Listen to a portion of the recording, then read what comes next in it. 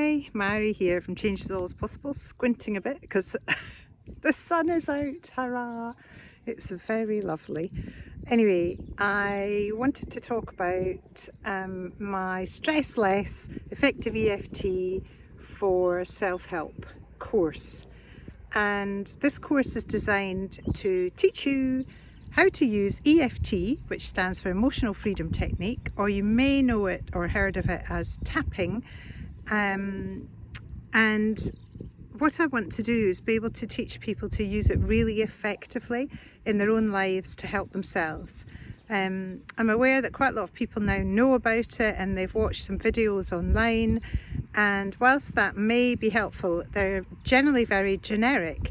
And the wonderful thing about EFT is once we learn the technique and the more nuanced ways to use it specifically for and with ourselves, it's much more effective.